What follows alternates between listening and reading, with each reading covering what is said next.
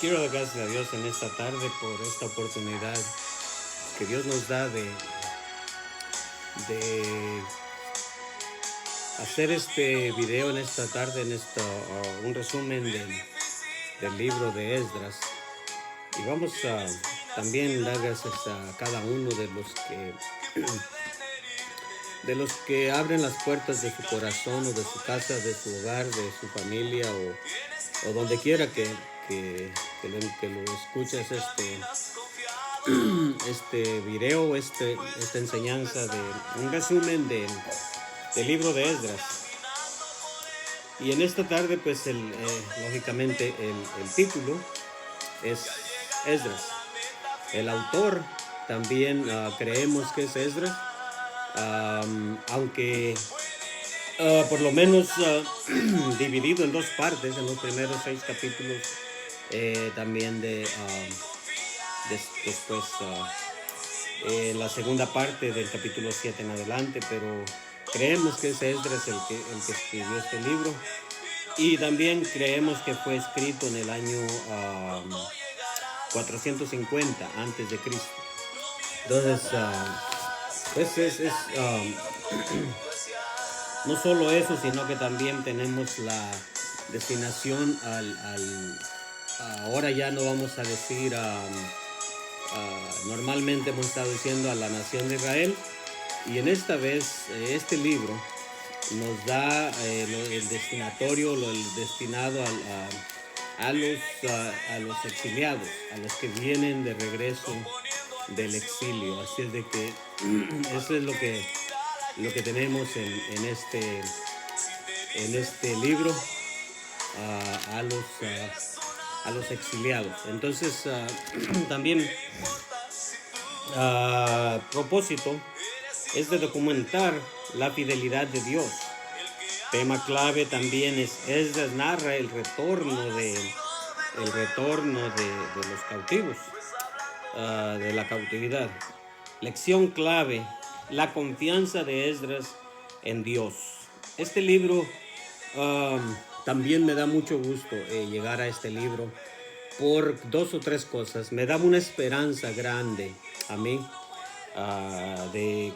sinceramente al principio solamente sentí yo en mi corazón hacer esto, pero te voy a confesar, no voy a decir que tenía un plan exacto, firme, sino que solamente Dios puso en mi corazón, y no culpo a Dios, es mi culpa, sino que tampoco no te voy a mentir, que tenía un plan desde un principio, dar un resumen de cada libro, pero sinceramente aprecio al Señor, doy gracias a Dios por esta oportunidad. Y entonces este libro me da mucha confianza de señalar algo grande aquí. Y de esas cosas que voy a señalar este es el primero de los 3 últimos que he mencionado en uno de los videos anteriores, cómo disfrutar otra vez la palabra de Dios, y ahí mencionaba de que hay 9 en los 12 libros, históricos, hay 9 que son preexiliares o antes del exilio. Y ahorita estamos entrando en los últimos 3, o en los 3 de los 12 libros históricos, que estos 3 hacen una separación. Son los 3 libros después del exilio. Y esto es bastante importante, especialmente para aquellos que están buscando quizás por primera vez estudiar, leer y estudiar la palabra de Dios. Y creo que es muy, muy, muy, muy importante saber.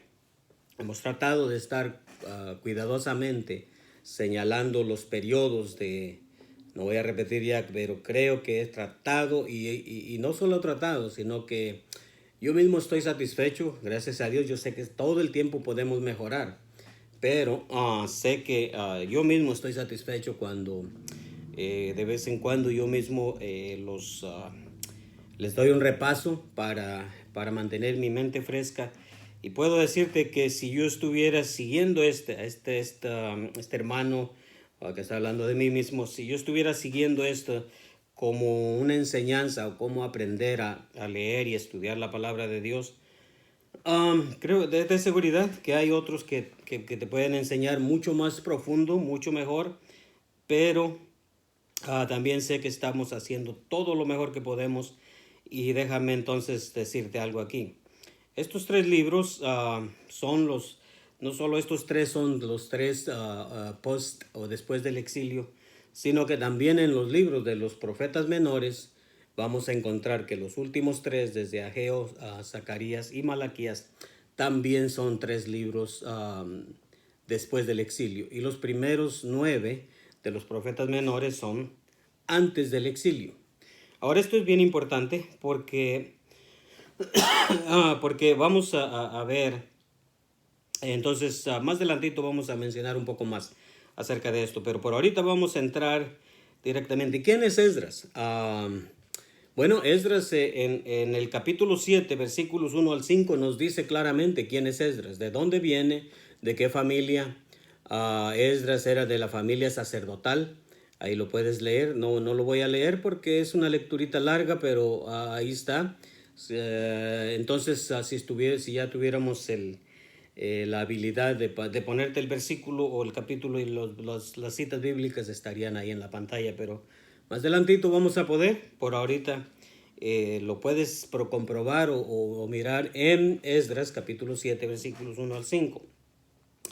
Entonces, no vamos a complicar las cosas. Esdras no solamente era un sacerdote, él tenía la habilidad también de ser un escriba. Un escriba no tenía nada o mucho que ver con de qué tribu, de qué familia, sino que un escriba es alguien que tiene la habilidad de ser un traductor de documentos o de documentar. Y esto es lo que tenemos con Esdras, documentando, porque en realidad él está documentando en los primeros seis capítulos. Esdras en realidad no vino con los primeros exiliados o los del regreso del exilio. Los que vinieron en realidad, y vamos a entrar a eso, es Zorobabel y Jesúa.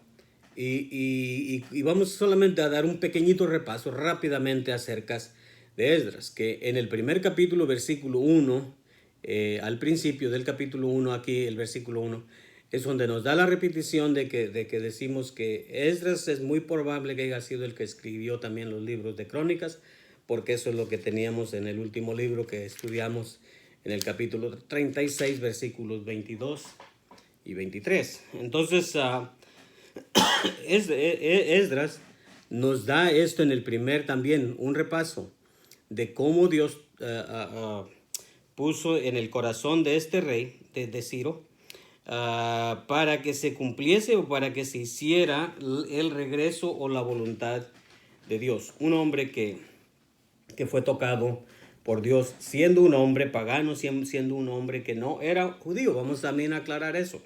Este rey no era del rey de los judíos. Lo digo así porque creo que en la audiencia siempre vamos a tener a alguien que está leyendo o buscando la palabra de Dios por primera vez, y por eso es que lo digo. Entonces vamos también a explicar algo aquí un poco del periodo o el año después, después de que fueron todos llevados cautivos. Pues tenemos entonces que Jeremías nos dice claramente en el capítulo 25, en el versículo 12, el tiempo que iban a estar. Y eso es lo que entonces nos lleva, el tiempo que nos dice que estarían 70 años en el cautiverio, que estuvieran, que lo aceptaran. En otras palabras, lo estoy solamente diciendo en mis propias palabras de lo que Jeremías les dijo al pueblo, que cuando fueran llevados cautivos, porque Jeremías no fue llevado cautivo. Jeremías quedó, pero él profetizó esto de los 70 años en el capítulo 25, versículo 12. Y también, entonces aquí es importante de ver de que fácilmente podríamos decir que en Esdras, en el capítulo, entre el medio del capítulo 6 y el capítulo 7, podríamos decir que se podría hacer una pausa. Podríamos decir que fácil podríamos cronológicamente encajar a Esther entre medio de estos dos capítulos 6 y 7 como una pausa. Podríamos ir fácilmente a Esdras, al libro de Esther, estudiar el libro de Esther y regresar y tratar de encontrarle entonces la cronología o cronológicamente lo que continuaba después del capítulo 6, comenzando con el capítulo 7, que es cuando entonces sí Esdras viene a Jerusalén. Pero al principio fueron Zorobabel, Jesúa. Zorobabel sí vamos a decir un poquito de él. Zorobabel era también un hombre de Dios, un hombre que en realidad podría haber sido de la familia del rey. Si miramos su pasado de su familia, él fácil podría haber sido el rey, el siguiente rey en el linaje de David o en la sangre de David. Y Jesúa era uno de los sacerdotes. Estos fueron los dos grandes líderes que vinieron al principio. Y también vamos a volver un poquito todavía a lo que dije de Jeremías, la profecía de Jeremías. Pero por ahorita vamos a ver también lo que documentó Esdras. Entonces, porque estamos hablando de los primeros 6 capítulos, la documentación que recibió Esdras, la información, y nos escribe este libro. Y algo que quiero, antes que avancemos tanto o mucho, quiero ver unas cosas aquí muy poderosas. Las he mencionado antes en otra ocasión. En el capítulo 2, versículo 46, nos da la información de los que, por familias, de los que regresaron. Nos documenta esto. Entonces ahí es donde encontramos también aquellos gabonitas, aquellos hombres que habían sido astutos, digamos, que tuvieron la astucia de salvar su vida, pero Dios les otorgó o dijo a Josué que en el capítulo 9, versículo 15 al 27, podemos ver la astucia de estos gabonitas. Pero aquí regresan. Estos fueron unos grandes, fieles o buenos aliados que aunque engañaron a Josué, aquí en el capítulo de Esdras 2, versículo 46, nos da la información de que estos hombres venían todavía de regreso fielmente con el pueblo de Dios. Y también tenemos otra información muy importante, que un gran amigo del rey David, en 2 de Samuel capítulo 17, versículos 27 y 28, cuando David andaba huyendo de su propio hijo Absalón, este hombre era su gran amigo, le tendió la mano, lo ayudó mucho. Y el rey David, siendo el rey, también después le ofrecía, como dijéramos, parte de su reinado, pero él no quiso. Pero este hombre amaba la obra de Dios, amaba al rey David siendo su amigo.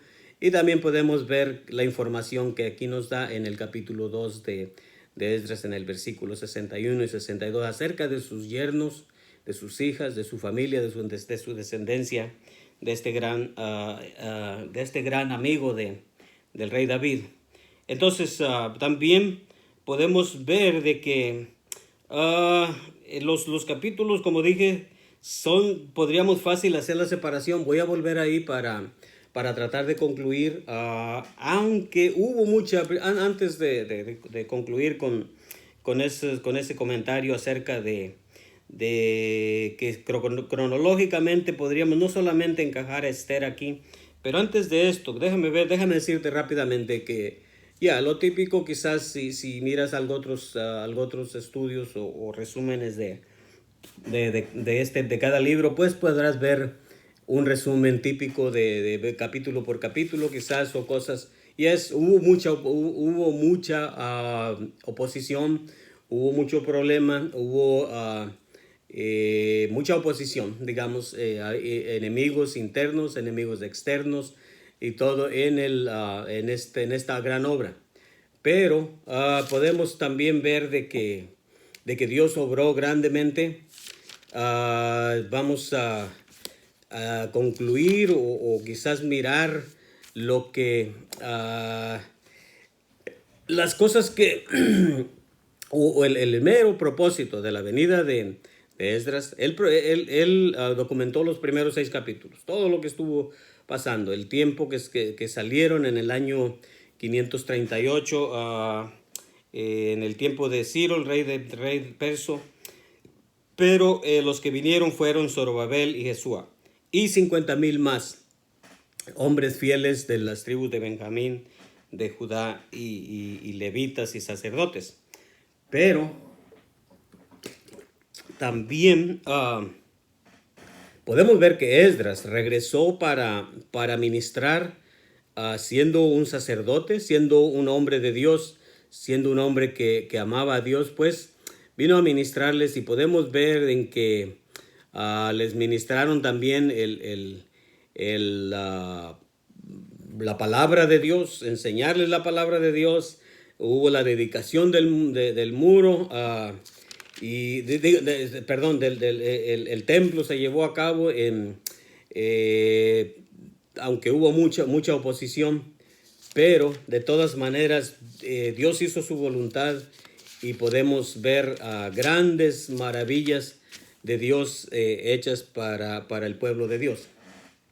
Pero también vamos a ver entonces cómo digo que cronológicamente, no sé si nos ayudaría, pero si no lo tenemos cronológicamente, los libros de Jeremías, de Isaías, de Esther y algo otro, o sea, también de los profetas menores, que podríamos fácilmente estudiarlos antes para llevar bien el orden o poder entender.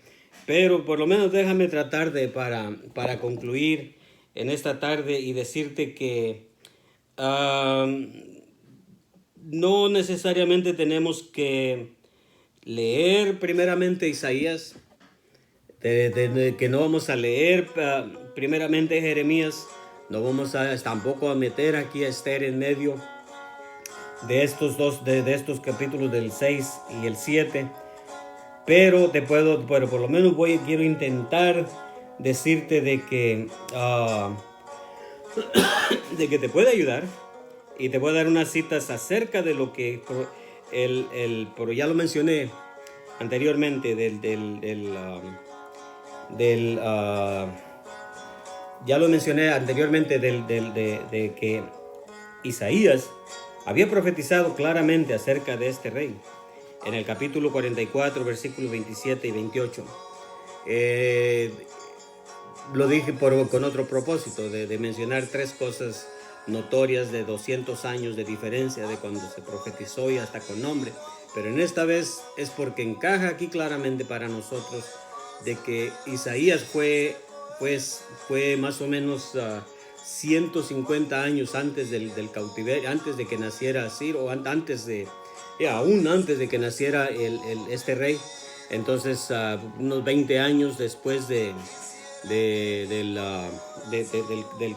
primer cautiverio, que era el babilonio por el rey Nabucodonosor, 150 años atrás por lo menos, 200 completos serían, ya que Ciro tenía 50 años de edad cuando fue el rey de los persas que derrocó al reino babilonio. Entonces también Jeremías, ¿por qué nos dice en el capítulo 25, versículo 2 por 12, profetizándonos acerca de los 70 años de cautividad? Y también algo que esto, vamos a ver qué tanto puedo leer, pero es muy importante para entender que no solamente Jeremías declaró claramente los tiempos, el tiempo que iban a estar cautivos, sino que también algo que quiero leer en el capítulo 32, cuando Jeremías había sido puesto en la cárcel por el rey Sedequías. Estando en la cárcel, una forma que Dios habló claramente a Jeremías de que iba a ser el pueblo de Judá llevado cautivo, pero iban a regresar y donde podemos encontrar o entender la profecía de Jeremías explicando lo que Dios le dijo a Jeremías. Lo importante que quiero leerte son dos versículos. El versículo 6 del capítulo 32 de Jeremías y el versículo 7 y el versículo 15, pero para no leerlo todo, son varios desde el 6 al 15, voy a tratar de leer estos tres. Y dice la palabra de Dios así: dijo Jeremías, palabra de Jehová vino a mí diciendo, versículo 7 dice, he aquí que Anamel, hijo de Salum, tu tío, viene a ti, diciendo, cómprame mi heredad que está en Anatot, porque tú tienes derecho a ella para comprarla. En el versículo 15 dice, porque así ha dicho Jehová de los ejércitos, Dios de Israel, aún se comprarán casas, heredades y viñas en esta tierra.